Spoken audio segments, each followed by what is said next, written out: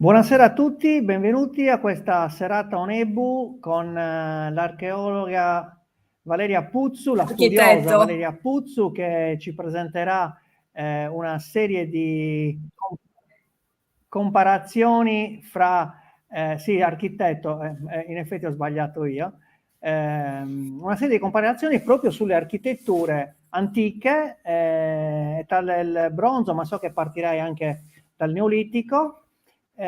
Quindi ti ringrazio per aver accettato il nostro invito. Partiamo con la Grazie a sigla, te. nell'attesa che si colleghino gli altri nostri ascoltatori, e dopo la sigla inizieremo la nostra serata.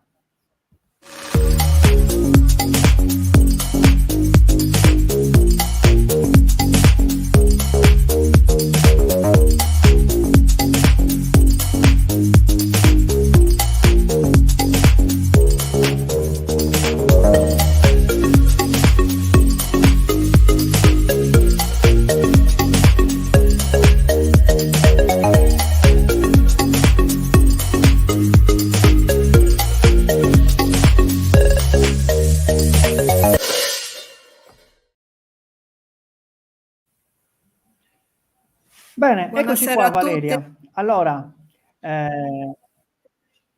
grazie per aver accettato l'invito, sei una delle tante relatrici che abbiamo in questa nostra rassegna culturale.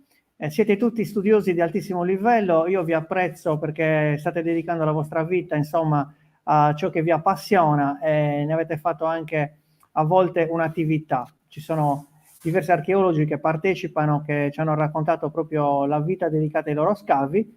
Invece tu hai scritto diversi libri, L'impero dei popoli del mare diciamo che è il più conosciuto, e però mi hai sorpreso tante volte con degli argomenti che insomma rendono la penisola iberica molto vicina alla Sardegna. Poi un giorno stabiliremo quale delle due ha influenzato l'altra, chissà se riusciremo a farlo. È un po' dubbia la cosa in alcuni aspetti. Allora, Bene, allora, saluto. prima di iniziare la nostra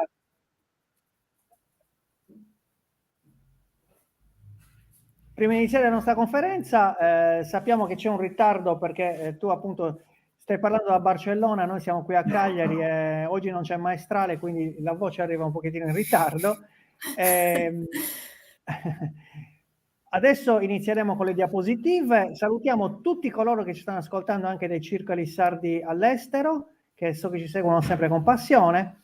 Ti do la parola. Quando mi dirai tu, inserirò le diapositive in modo che potrai andare avanti, io non ti interromperò, quindi potrai parlare tranquillamente di tutti gli argomenti e alla fine faremo le domande. Se durante la trasmissione vedo che ci sono dei commenti che richiedono qualche chiarimento particolare, li metterò in sovraimpressione sotto di te, così potrai anche In modo che leggerli. posso. Va bene, Valeria? Perfetto, Ti do la parola, da d'accordo. questo momento sei attiva. Allora, perfetto, grazie mille Pierluigi per l'invito. Ringrazio anche a tutte le persone che sono intervenute a Onebu o che si collegheranno per vedere questa presentazione. Ricordo che io avevo fatto altre 2 presentazioni sempre su questo tema, per cui chi fosse interessato può cercarsele sugli archivi di Onebu. Una relativa alle statue steli, un confronto sempre fra Spagna e Sardegna, e un'altra sui bronzi, insomma i bronzi dell'età del bronzo fra Sardegna, sempre penisola iberica. Oggi invece parleremo del tema dell'architettura, che è più sul mio campo. Quando vuoi puoi mettere già le diapositive che iniziamo con la presentazione. Allora, ho fatto uno schema cronologico in modo che vedendo la presentazione potete rendervi conto di cosa sto parlando, o se c'è il titolo scritto su banda azzurra vuol dire che stiamo parlando di megalitismo e siamo nel quinto o quarto millennio avanti Cristo, grosso modo. Se vedete la banda gialla significa che siamo nel Calcolitico, l'età del rame, nel terzo millennio avanti Cristo, e se invece c'è la banda marrone siamo nell'età del bronzo-ferro, che ho messo insieme i due periodi perché le strutture che analizziamo di questa periodizzazione di fatto si trovano in villaggi iberi dell'età del ferro. Però si tratta di villaggi che hanno forti preesistenze dell'età del bronzo, per cui in molti casi non è chiaro se si tratti di un edificio dell'età del bronzo, se si tratti di un edificio che è dell'età del bronzo però restaurato o ricostruito dagli iberi, o se si tratti di un edificio costruito ex novo dagli iberi copiando edifici dell'età del bronzo presenti in altri villaggi. Allora, iniziamo appunto col megalitismo. Fino ad alcuni anni fa si riteneva che il megalitismo fosse iniziato in Oriente e da lì fosse stato trasmesso all'Occidente. Fino a che pochissimi anni fa, nel 2019, la ricercatrice tedesca Bettina Schulz-Paulson ha deciso di verificare questa ipotesi col metodo scientifico, cioè vedendo le datazioni al carbonio 14 di tutte le strutture megalitiche dell'Europa e del bacino mediterraneo. Un lavoro enorme e da cui è risultata un completo capovolgimento delle ipotesi iniziali, perché il risultato di questa indagine ha dato che le strutture megalitiche più antiche sono in contemporanea in 3 siti che sono la Bretagna francese, la punta nord-occidentale della Francia, i Pirenei francesi e catalani e la Sardegna, seguiti a ruota da quelle che nella carta vedete 2 piccole aree rosa nell'arco alpino che sono la zona di Trento e il Monviso. Allora, vediamo un pochino che cosa succede in queste zone. Prima di tutto, appena si è diffusa questa teoria, c'è stata una rivolta di alcune personalità del mondo accademico che vedevano impossibile totalmente un contatto fra queste 3 aree, perché vediamo che la nascita del megalitismo in queste 3 aree avviene nell'arco di pochissimi decenni, che con la precisione che abbiamo nelle analisi del carbonio 14, che danno un intervallo di tempo più o meno variabile, vediamo che praticamente vuol dire che si tratta di strutture contemporanee. Allora, molte figure accademiche hanno detto che assolutamente non poteva esserci un'origine contemporanea per contatti tra queste regioni e hanno tirato fuori la teoria della coincidenza temporale casuale. Dicevano che si tratta di strutture trilitiche per 2 pietre verticali e una pietra orizzontale, per cui è possibile che fossero state scoperte o applicate insieme per pura casualità. Vediamo meglio queste strutture. Potete vedere per esempio la foto in alto a destra. Si tratta di ciste praticamente delle scatole parallelepipede formate da ortostati, cioè delle lastre di pietra di spessore relativamente sottile e di grandi dimensioni. Pensate che ci troviamo in un'epoca in cui non si conoscevano i metalli ufficialmente, per cui queste lastre venivano cavate con strumenti di pietra e legno. Quindi cavare queste lastre, tagliarle nella forma voluta, trasportarle per decine di chilometri. Ricordiamo anche che in quest'epoca non esisteva la ruota e non c'era il cavallo. Per cui io trovo che la realizzazione di queste strutture sia un'impresa tecnologicamente titanica e che francamente viene difficile pensare che in vari siti si sia avuta in contemporanea l'idea di realizzare strutture così complesse in contemporanea per puro caso. Comunque anche qua abbiamo un metodo scientifico per verificare appunto se si tratta di una casualità o se c'erano effettivamente dei contatti. E analizziamo per esempio di queste strutture quelle della Bretagna. La più antica è Castellic, che però è molto rovinata, per cui i reperti sono stati trovati in strati poco affidabili. E quindi ho considerato la Saint-Michel a Carnac. Saint-Michel a Carnac è come potete vedere dalla foto in alto a sinistra, è un tumulo di dimensioni gigantesche. Passo la diapositiva così vediamo lo schema. Quindi vedete che c'erano varie di queste scatole litiche, ciste,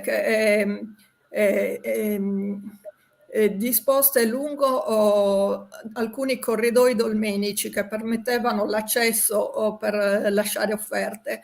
Al di sopra di queste c'era una struttura che possiamo dire che era come una cupola di pietra, che per quanto non fosse una cupola reale serviva per distribuire i carichi ed evitare che il peso eccessivo collassasse le cisti.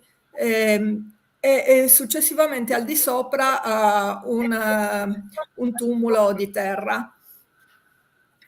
All'interno di questa struttura vediamo cosa è stato trovato. È stata trovata giadeite del Monviso, microlite della zona di Trento e variscite.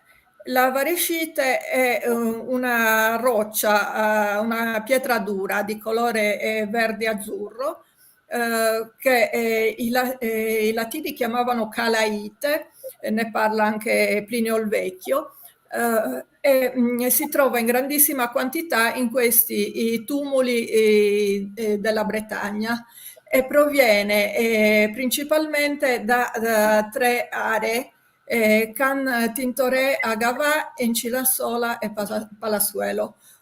Possiamo dire a grandi linee che i tumuli più antichi avevano varescite provenienti da Gavà e gli altri dagli altri siti.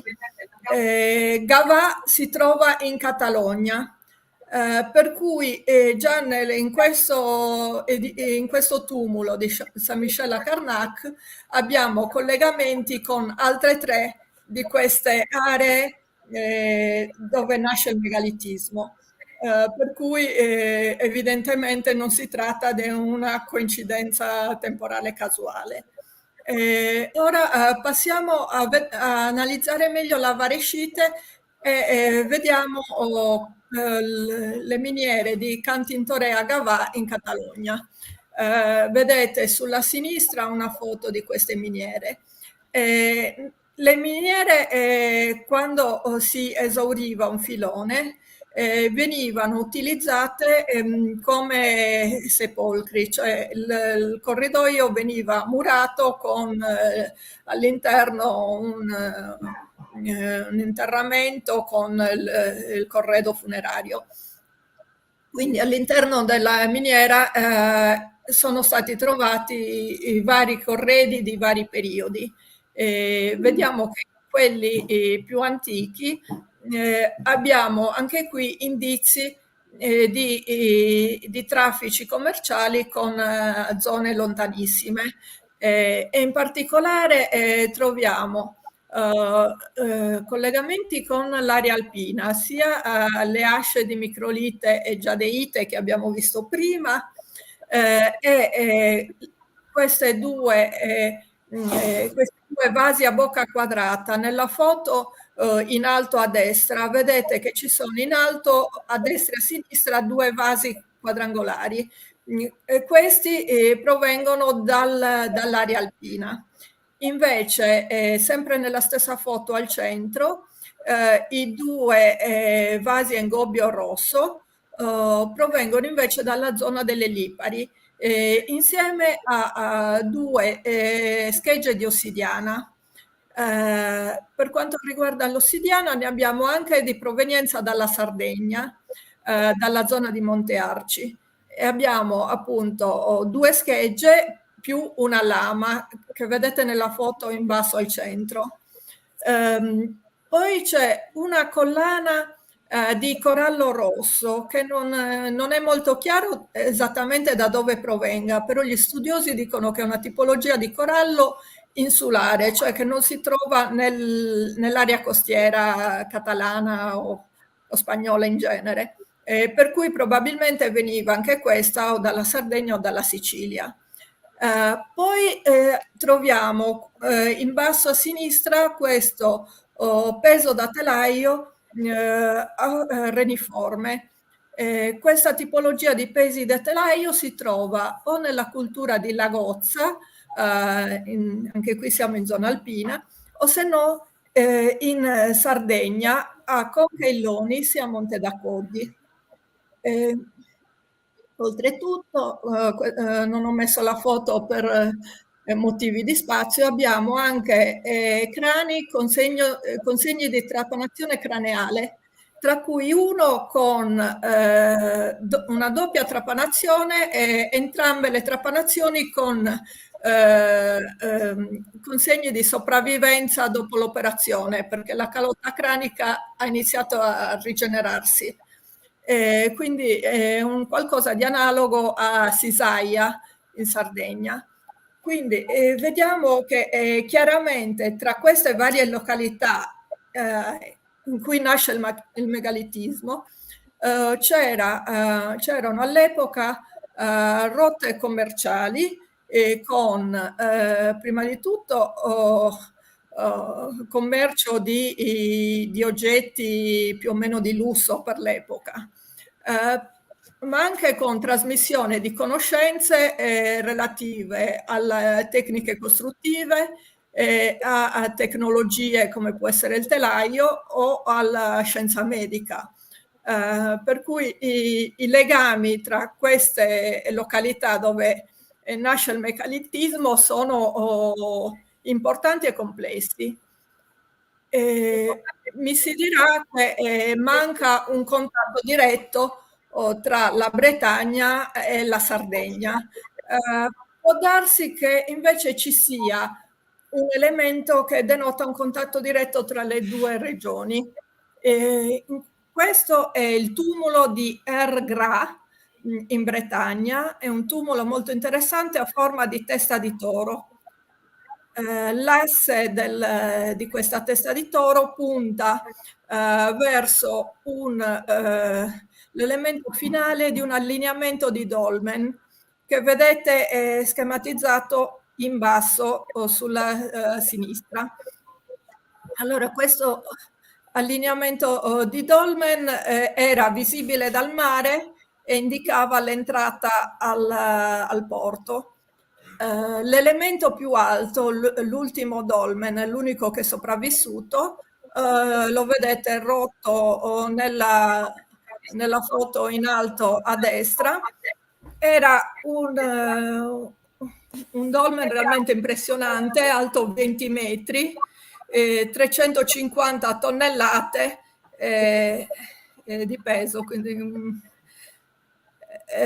resta difficile pensare a che questi popoli si mettessero a realizzare strutture del genere per pura coincidenza temporale. Insomma, sono strutture realmente che implicano una tecnologia molto, molto sviluppata. Vi parlo di questo tumulo perché all'interno è stata trovata anche qui una collana di varescite. Dalle analisi effettuate su questa varescite, la professoressa Galoisi ha commentato in una conferenza che la varescite di Ergra sembrava provenire dal Sarrabus in Sardegna. Poi successivamente non ci sono più pubblicazioni della Galoisi, non so se fosse andata in pensione nel frattempo, e l'articolo relativo a questo a questo tumulo, alla varescite di Ergra, è stato pubblicato a nome forse dei suoi collaboratori, Kiratisin e Demail, praticamente hanno fatto una comparativa tra la varescite di 3 siti diversi che sono Ervadosa in Portogallo, Panessè in Bretagna e il Sarrabus. E il risultato è che assolutamente non può essere né di Panessè né di Ervadosa. Resta il dubbio di perché non abbiano incluso le altre località di produzione di varescite del spagnole. Forse sarebbe interessante rivedere questa analisi con anche quegli altri valori aggiunti.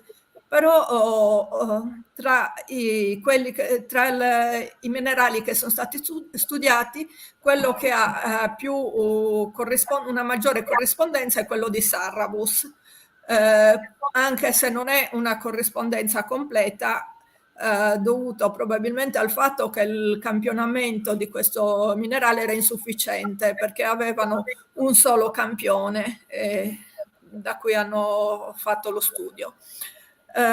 Poi volevo segnalarvi, trovate il testo nei commenti, tanto quello che è scritto da Galoisi che è quello di Capitain. Capitain è uno studioso del secolo scorso, un geologo, che ha detto che in pratica questa varescite si trovava cercando lo stagno. Anche questa è un'affermazione che va un po' ridimensionata, perché questo è vero in ambito francese, in quanto il giacimento di Panessè in Bretagna è in una zona dove c'è casserite, e il giacimento di Monte Arbrat nel Massif Central è un giacimento dei turchese, perché la Calais, prima delle analisi chimiche che hanno differenziato tra le due tipologie, includeva tanto la varescite quanto il turchese. Quindi nel giacimento di Monte Arbras si trova stagno alluvionale e turchese. Però vediamo che in Sardegna o nei giacimenti spagnoli questo assolutamente non succede. Cioè la varescite non ha, è un fosfato di alluminio che non ha assolutamente nessun legame con la presenza di stagno.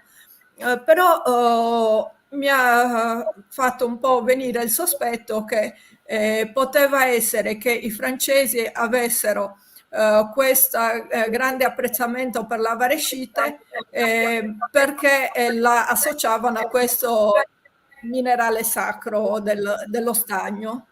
È un po' un'ipotesi azzardata perché siamo nel Neolitico, quindi teoricamente i minerali non si conoscevano, però di fatto questi 3 siti richiamano un'antica via dello stagno.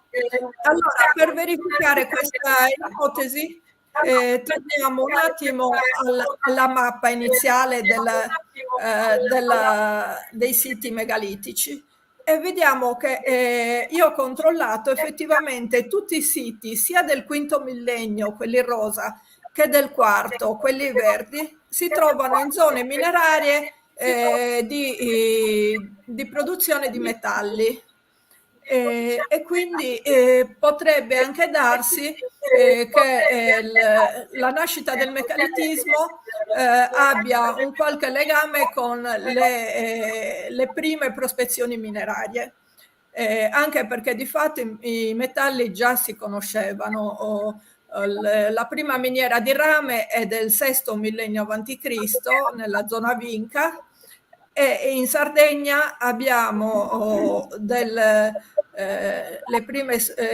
i primi metalli tra il quarto e il quinto millennio avanti Cristo, quindi insomma qualcosa di metallo si conosceva. Allora, vediamo, allora passiamo a analizzare più in dettaglio queste strutture megalitiche nei vari siti. Allora, abbiamo visto in Bretagna le più antiche. Qua vi ho messo alcuni tumuli un pochino più recenti. Vediamo che col passare dei secoli quella specie di cupola di scarico che avevamo visto all'inizio a Saint-Michel-la-Carnac si trasforma in un tumulo gradonato. Questa gradonatura io la ritengo molto importante perché credo che possa aver in qualche modo influenzato il Monte d'Accoddi in Sardegna. Provate a confrontare il tumulo di Gavrigny, quello in basso a sinistra, la parte in cui è stata tolta la terra dal tumulo, ricorda abbastanza Monte d'Accoddi. Poi un altro tumulo che vi vorrei far notare è il tumulo di Barnenez, quello in alto a destra, che è importante per due motivi. Uno, che vi si trova una delle prime rappresentazioni di personaggi con copricapo piumato. E poi perché all'interno di questo tumulo troviamo le prime tolos di Occidente, che quindi anche queste possono aver avuto un'influenza sulla Sardegna. Poi successivamente passiamo all'area francese dei Pirenei. Abbiamo tutta questa serie di tombe a circolo. Ora, questa parte la passerò abbastanza rapidamente perché è stata fatta l'anno scorso su Onebu un'interessantissima lezione dal professor Cicilloni, per cui per evitare ripetizioni vi invito a rivedervi il filmato di quella presentazione e passo rapidamente le immagini. Qua invece siamo in Catalogna, la zona di Tavertet.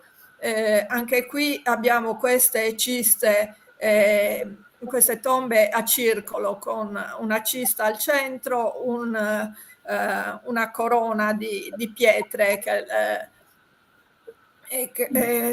sovrastanti e poi il tumulo di terra. E successivamente vediamo le tombe a circolo della Corsica e della Sardegna. Questa è una pubblicazione di Giacomo Paglietti che per chi fosse interessato al tema potete consultarla.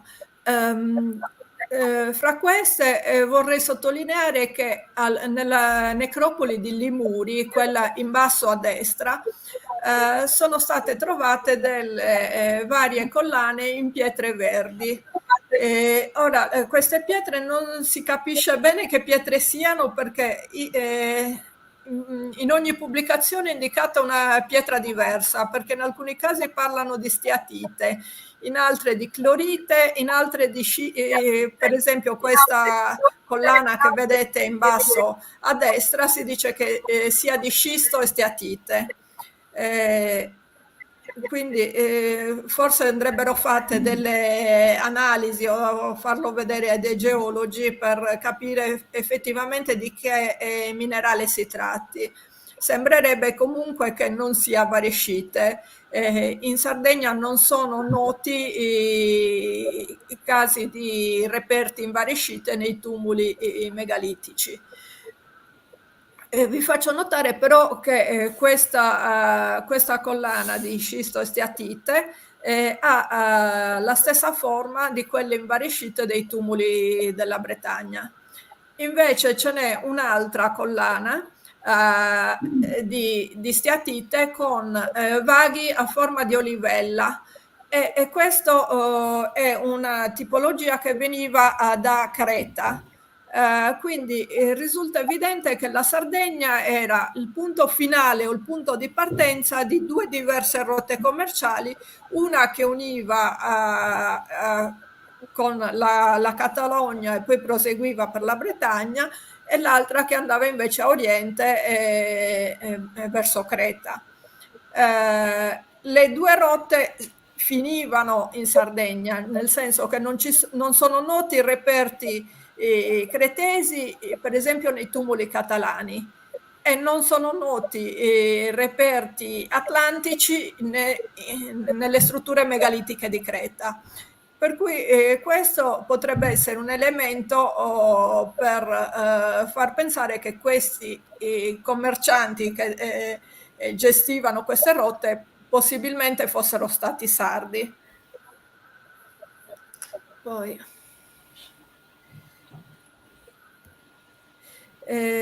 passiamo ora a strutture sempre in Sardegna un po' più tarde. Vediamo la necropoli di Pranum Mutteddu, anche questa si tratta di queste strutture a circolo, tombe a circolo, e Monte da Coddi, di cui abbiamo già parlato poco fa, con questa struttura gradonata. Vediamo che in entrambe le strutture sono stati trovati dei reperti metallici, degli anellini che non erano da infilare al dito, erano dei pezzi di collana, dei vaghi di collana in argento, e ne hanno trovato quindi sia a Pranum Mutteddu che a Monte da Coddi che a Succoddu. E a Succoddu sono state trovate anche scorie di fusione, tanto di rame come di argento, e un crogiolo usato per fondere il rame. Quindi chiaramente questi primissimi oggetti metallici venivano fusi in Sardegna. Non si tratta di oggetti portati da fuori, da chissà chi.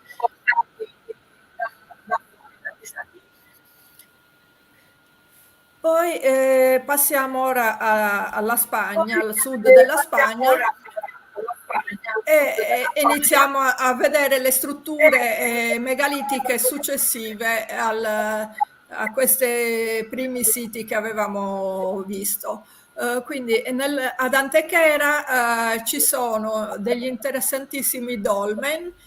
Due sono di epoca neolitica, vedete quelli sulla sinistra, con corridoi dolmenici fatti da lastre di grandi o grandissime dimensioni. E invece uno è successivo dell'età del rame, e alla struttura a dolmen viene sostituita una struttura a tolos con pietre molto più piccole.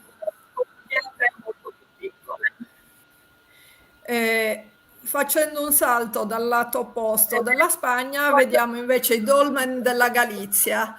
Anche questi penso suoneranno un po' l'aspetto a diversi di voi, perché somigliano abbastanza a dolmen sardi come quello di Ladas. Un elemento particolare è che in Galizia i dolmen, in Galizia questi dolmen venivano chiamati anta, e mi ha colpito la coincidenza con i toponimi sardi di Antas, Sant'Antine. Poi, ora entriamo invece in epoca neolitica, nell'età del rame. Quindi troviamo le prime strutture più costruite, cioè non si tratta più di lastroni, ma di una vera e propria costruzione.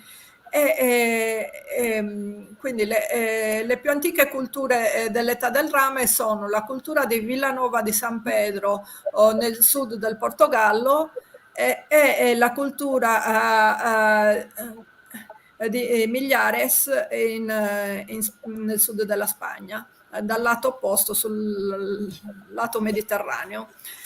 In entrambe queste culture vediamo che c'era un stretto legame con il commercio.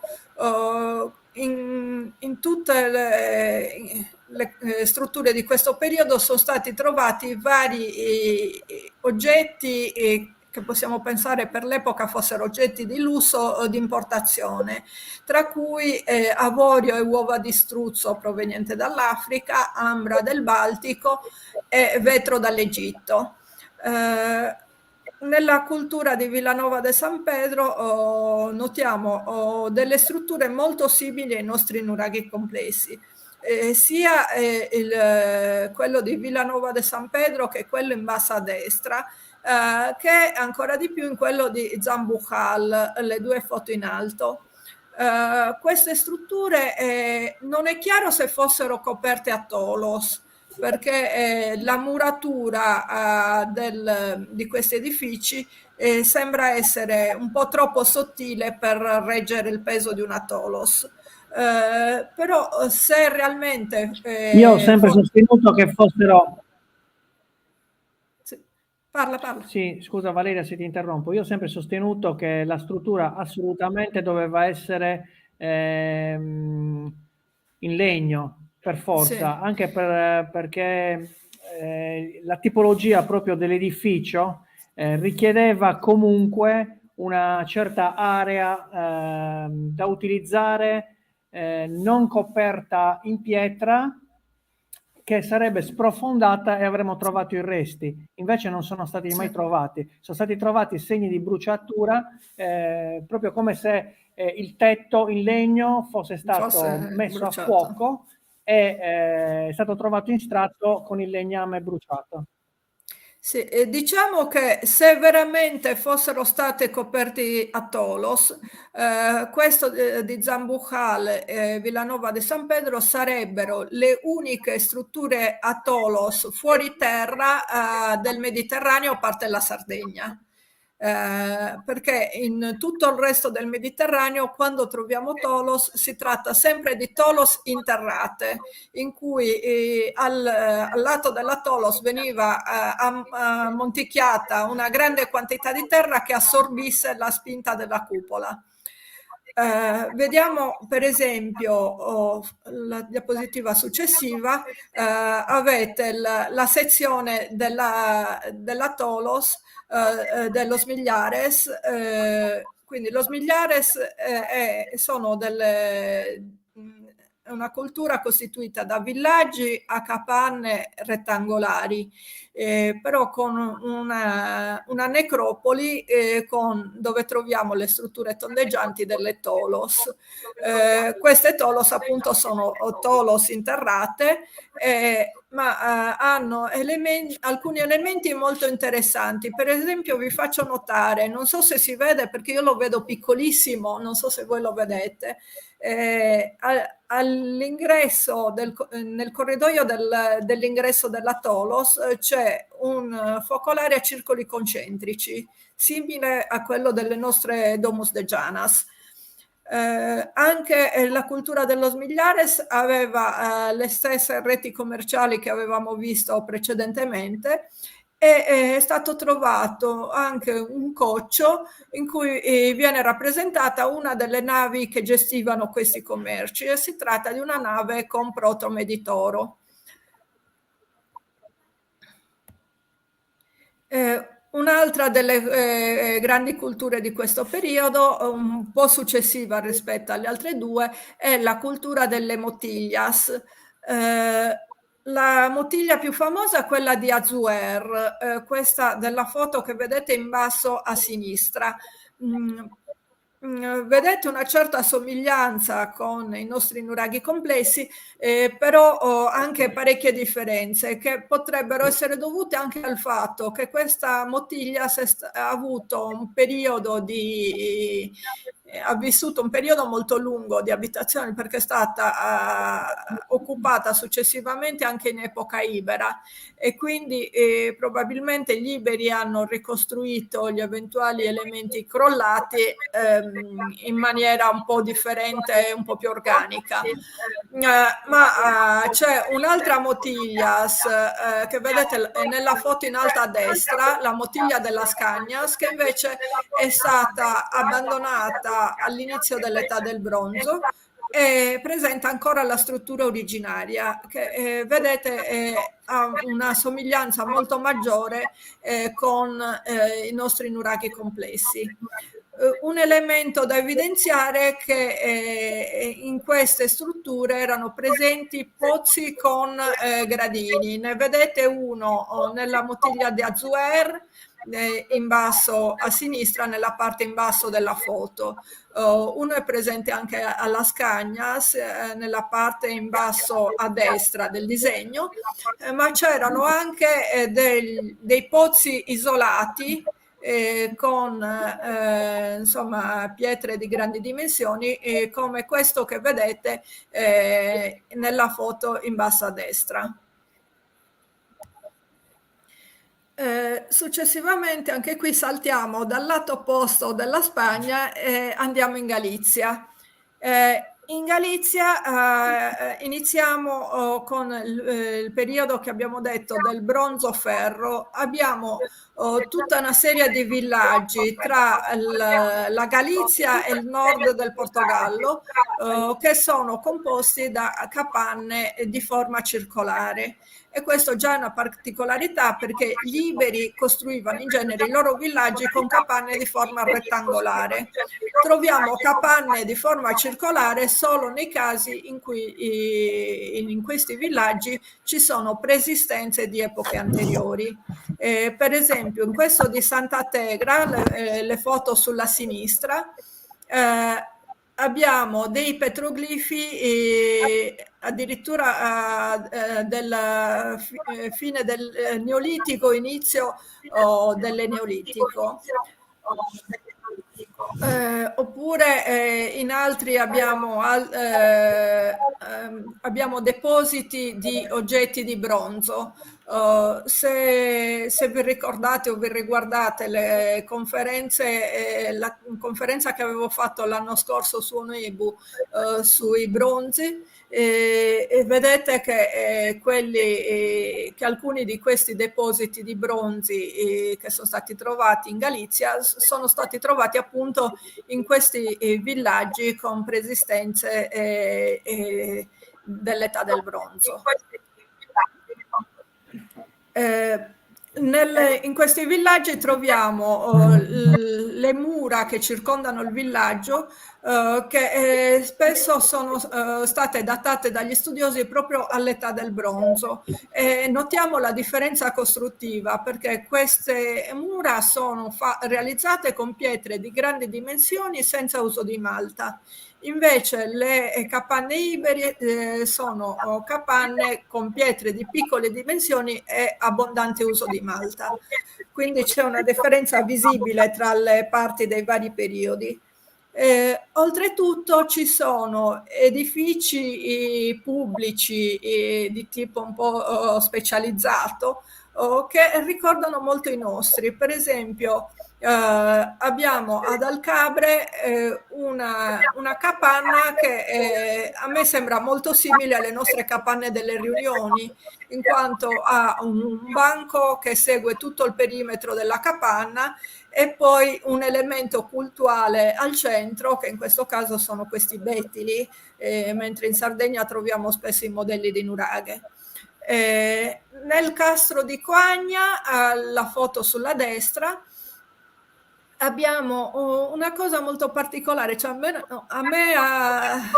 ha colpito un tempio dell'acqua di forma fallica, che lo individuate più o meno, se guardate la mandorla della parte più antica del villaggio con le mura, giusto all'uscita, la porta sulla destra, c'è sotto la porta appunto questa struttura in rosso a forma un po' vagamente fallica, insomma io ce lo vedo un po' poco, però gli studiosi parlano proprio di forma fallica, e quindi potrebbe richiamare il nostro Gremanu. Sempre per quanto riguarda il tema dell'acqua, abbiamo una serie di edifici legati appunto all'uso dell'acqua. Eh, Abbiamo le saune, tanto quelle in Asturia, nella Valle del Nebbia, come quelle in Galizia, che sono due tipologie abbastanza diverse, però entrambe con elementi molto interessanti. Le saune asturiane hanno una forma che ricorda quella dei nostri pozzi sacri, cioè a serratura, con però la parte centrale della toppa della serratura era occupata non dal pozzo ma dall'ambiente della sauna. Invece il pozzo si trovava in un ambiente retrostante. Potete vederlo nelle due foto in basso. In entrambe le foto sulla destra c'è un elemento quadrangolare che appunto è la scala di discesa alla parte del pozzo. E, invece abbiamo le saune della Galizia, sono abbastanza più complesse strutturalmente, sono di epoca certamente successiva, almeno alcune, però molte hanno usato al loro interno probabilmente elementi di strutture preesistenti. Allora, vediamo che la sauna è costituita da un ambiente esterno recintato, forse simile al ginnasio che troviamo nelle terme romane. Poi successivamente c'era una porta e una porticina molto bassa da cui si entrava a un primo ambiente. Una seconda porta e si entrava nella sauna vera e propria e dietro c'era un elemento absidato che era il forno. Vediamo che queste due porte di separazione fra interno e ingresso e fra ingresso e sauna erano costituite da queste pietre che in Galizia chiamano pedras formosas. Le più antiche di queste pedras formosas ricordano molto da vicino le stele centinate delle tombe dei giganti sarde. Tra l'altro nelle saune più antiche troviamo riutilizzate all'interno delle murature della sauna menhir dell'età del bronzo, per cui è possibile che alcune di queste saune siano state realizzate riutilizzando strutture preesistenti dell'età del bronzo e che successivamente lo schema gli funzionava e l'hanno ripetuto e assimilato nella cultura ibera. Scusate. E successivamente queste pedras formosas sono cambiate, sono diventate molto più ibere, molto più decorate, molto più grandi. Le vedete nella foto in basso a destra la differenza fra le più antiche e queste più nuove dell'età del ferro. Sempre legato al tema dell'acqua abbiamo diversi pozzi. I pozzi che vedete in queste foto si trovano tutti nel castro di Noaga a Campa Torres. praticamente alla periferia di Gijón, che è il porto principale del nord della penisola iberica. Poi in Spagna comunque ci sono moltissimi di questi pozzi contadini. Io ne ho rinvenuto circa un centinaio. La maggior parte, un'ottantina almeno, si trovano lungo l'asse del cammino di San Giacomo di Compostela, quello che io chiamo il cammino di Jacu. Vi ho messo alcuni esempi di questi pozzi, per esempio il pozzo di San Cipriano del Las in Galizia, che ha una forma abbastanza simile a quello di Serraniedda in Sardegna, cioè in entrambi troviamo una scala che ha un andamento serpentiforme. Poi altri due esempi invece di pozzi in Asturie, nelle Asturie, in basso, nella parte in basso a destra, o in Catalogna. In Catalogna ti ho fatto vedere quei 6 pozzi di cui ti parlavo. Uno Quelli che mi hai di mandato quelli. l'altra sera. Sì, esatto, uno è questo. Allora, poi uscendo dal tema pozzi, abbiamo molto interessanti una serie di torri. Si trovano tutte concentrate nella zona fra l'Aragona e il sud della Catalogna. Sono strutture costituite o da un'unica torre, cioè simili ai monotorre nuragici, o ci sono anche alcune strutture più complesse. Vediamo che anche in questo caso le torri sono datate all'epoca ibera. L'epoca ibera va più o meno dal fine del VII-VI secolo avanti Cristo fino al primo dopo Cristo. Però tutte queste strutture ufficialmente ibere hanno comunque tutte una qualche preesistenza di epoche anteriori. Vediamo che a Tossal Montagnès, la foto sulla sinistra,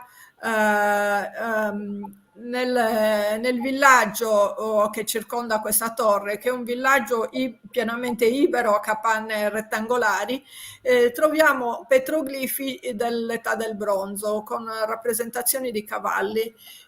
Invece a Torre Cremada, la foto sulla destra, era stato trovato questo ciondolo di bronzo. Fra l'Aragona e la Catalogna e il sud della Francia, soprattutto verso la zona del Delta d'Ebro, sono stati trovati una cinquantina di questi ciondoli, che non si sa bene se si tratti di reperti dell'età del bronzo o se si tratti di reperti rifatti a imitazione di quelli sardi da una fabbrica locale che doveva trovarsi verso la zona del Delta dell'Ebro, o possibilmente un miscuglio delle due cose, perché seppure hanno copiato i ciondoli sardi, dovevano pure avere qualche esempio da cui copiare, trovato in loco o portato da qualcuno. Un'altra di queste torri. Sì, dimmi. Se ritorni nell'immagine precedente, volevo farti notare un dettaglio. Sì. Sì? Sì, in questa in basso a destra è la classica raffigurazione che troviamo sulle navicelle nuragiche. Sì. La troviamo da diversi elementi. La protome, vedi, di Ariete con le corna ricurve, poi il disegno a corda che c'è sotto le zampe, simile alla decorazione chevron, però questa è tipica delle barchette. Sì, le abbiamo negli orli delle barche, così come l'anello che si trova sul dorso di questo ariete, e poi sotto abbiamo questi cerchielli che sono proprio tipici dell'epoca nuragica, il primo ferro di epoca nuragica, che porta appunto le ceramiche a cerchielli e porta i cerchielli nelle navicelle. nei Quindi bronzi. questa io non avrei dubbio, nei bronzi, non avrei nessun dubbio a classificarla come sarda. Ci metterei la mano sul fuoco. Sì. No, secondo me può darsi che qualcuna di di questi ciondoli di bronzo sia un rifacimento, però sono rifacimenti talmente perfetti che sono copie realizzate avendo l'originale davanti, cioè non sono Certo. cose fatte al gusto sardo, avendo un'idea molto, Vaga. molto così vaga Sì. dell'oggetto che stanno L'idea è riproducendo. precisa, sono 4 simboli precisi. Sì. Andiamo avanti, abbiamo ancora Andiamo 10 minuti. avanti. Sì, stiamo concludendo. Col del Moro, sempre, qua manca la cartina, però è sempre la stessa zona dell'Aragona, è molto vicino ai due precedenti. Di fatto li ho visti la stessa giornata, i vari siti. Qui abbiamo una torre di dimensione abbastanza consistente insieme a un villaggio. Il villaggio è cioè parte di villaggio, insomma, una struttura un po' complessa. La parte a strutture rettangolari che vedete sulla destra spesso ha fondamenta in cui appaiono pezzi di curve, quindi probabilmente è stata ricostruita sopra un qualcosa di anteriore con curve.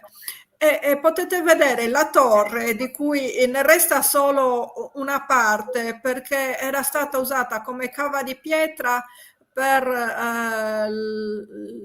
le facciate degli edifici del paese vicino.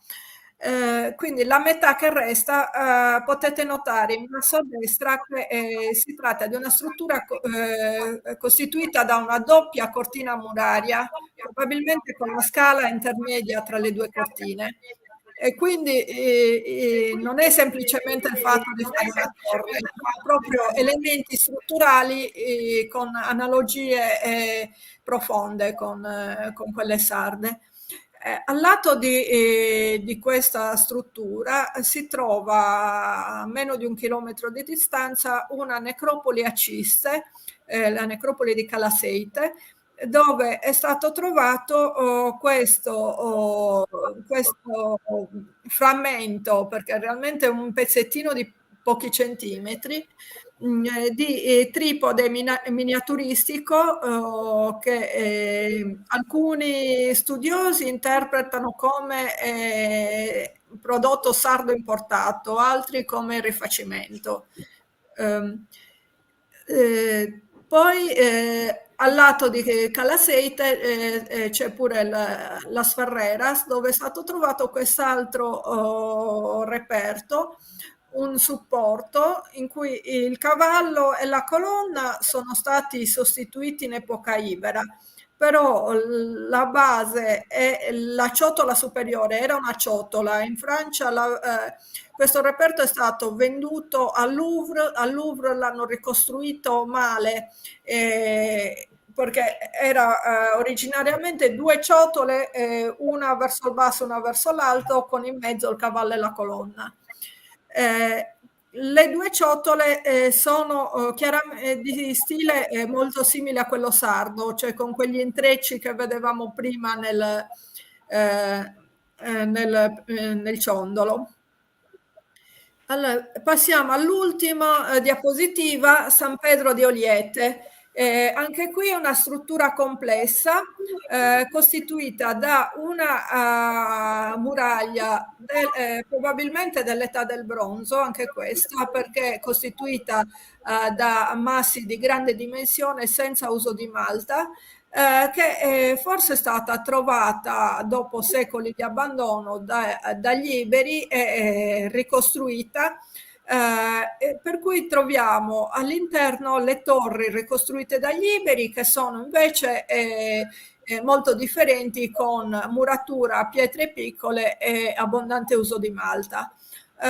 Quello che più mi è sembrato interessante è che tra i materiali di crollo o di questa struttura, perché la muratura circonda una zona con delle torri e un patio. Il patio è completamente coperto da questo materiale di crollo e tra questo materiale troviamo delle pietre che a forma dei nostri mensoloni. E quindi anche questo mi sembra molto interessante, insieme anche alla porta d'ingresso di questa struttura, di questa muraglia, che la vedete in alto a destra, che anche questa ha una forma rastremata simile alle nostre. E Oddio. infine vi faccio notare questo peso da telaio trovato sempre a San Pietro di Oliete, con delle incisioni di caratteri pseudoalfabetici che ricordano molto le incisioni che si trovano in alcuni nuraghi sardi come Nuraghellosa o Logherras. Quindi insomma abbiamo in varie epoche, dal megalitismo fino all'età del ferro, tutta una serie di strutture che denotano che in qualche modo c'erano una serie di contatti tra queste culture. Ora, chiaramente il fatto che ci siano queste somiglianze non vuol dire assolutamente che la Sardegna fosse una colonia spagnola, fosse stata colonizzata dai sardi. Nessuno sta dicendo questo, però dobbiamo ammettere che c'erano dei contatti. Non si può continuare a pensare che i primi contatti tra queste regioni avvengono in epoca fenicia, quando assolutamente ci sono chiari indizi di contatti di epoca anteriore. Poi non so se vuoi fare qualche commento o lasciamo spazio alle No, domande. io ho ascoltato con molto interesse tutta quanta la relazione, ci sono tantissimi spunti. Devo dire che per quanto riguarda i nuraghi, la tecnica costruttiva non è quella ciclopica, è leggermente anzi è profondamente diversa, però la conformazione, diciamo, è quella dei nuraghi. Anche per i Pozzi-Sacchi potrei dire la stessa cosa. Evidentemente la tecnica dei sardi non c'era, però c'era il ricordo di come sono fatti i Nel, nuraghi, oppure la muratura di San Pietro de Oliete ricorda un po', sono massi realmente molto grandi, dalla foto non rende l'idea.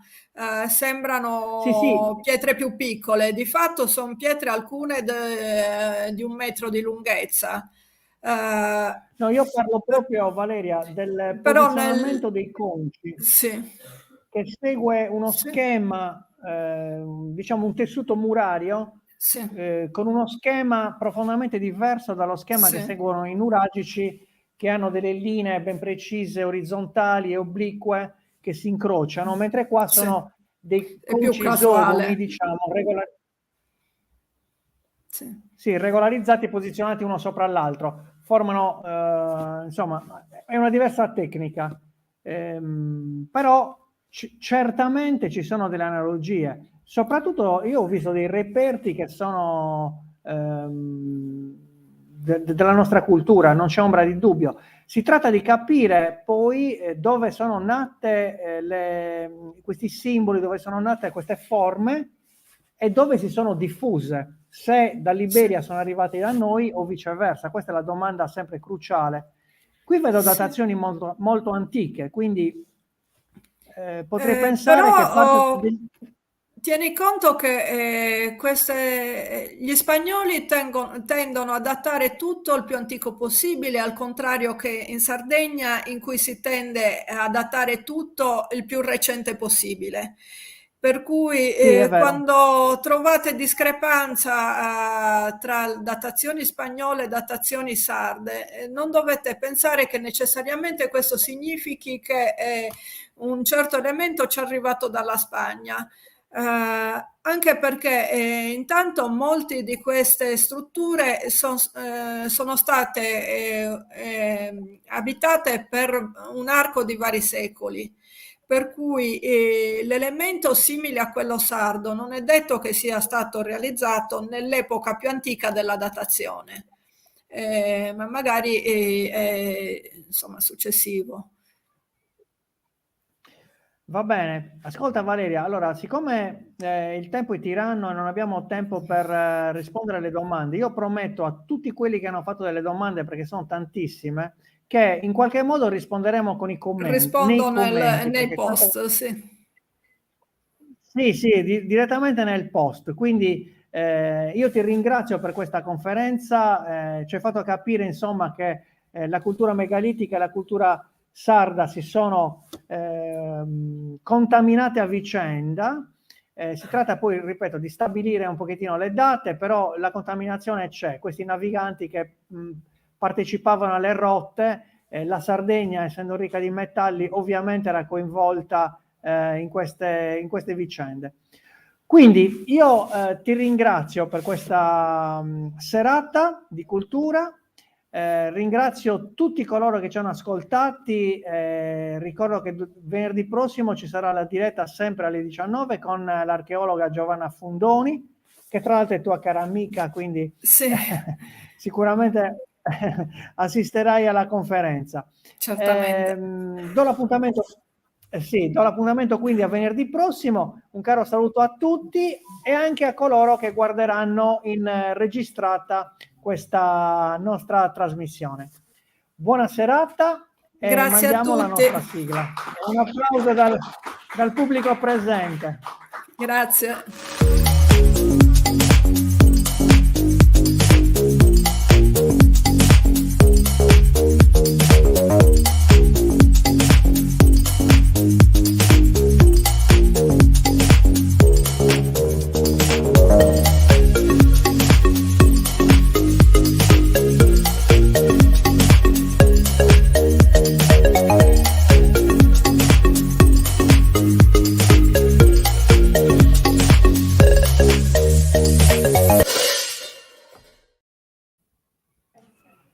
Arrivederci a tutti, Arrivederci. alla settimana prossima.